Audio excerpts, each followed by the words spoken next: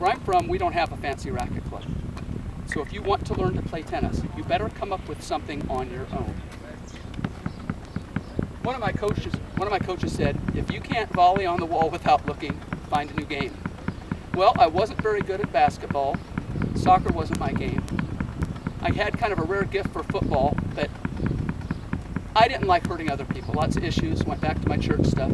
So I just decided tennis was cool. And I found if you do this, actually, believe it or not, people, this is harder if you're looking at the ball. It's easier if you just talk and pretend it's not even happening. Needless to say, as you can probably guess, we came from an economically disadvantaged neighborhood, and the Vandals burnt the backboard down. Their idea of fun. And our coach, what a sicko. He thought, well, if you don't have a backboard, you best make one.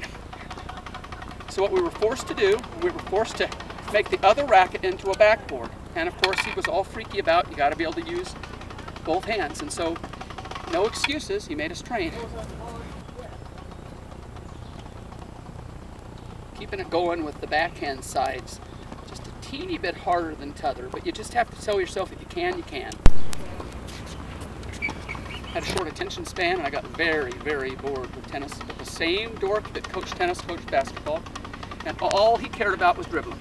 He didn't care one bit about if we scored points or defense, and his thing was, you better be able to dribble that thing fast, and faster, and faster. That's my life.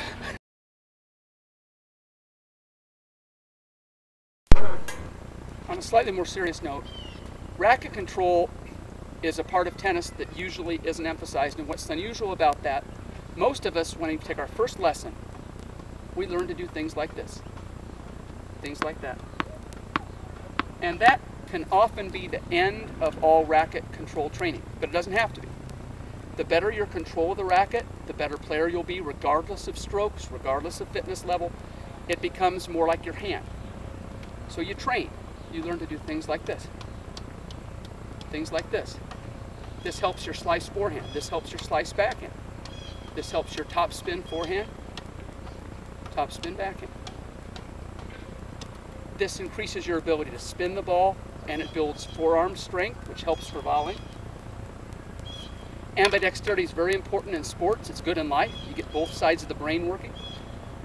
The more ambidextrous you are in tennis, the more balanced you are, the more centered you are, the better player you'll be. So you learn to use both hands. This is very good for integrating both hemispheres of the brain, just like juggling. So these are things you can do on your own to become a better player.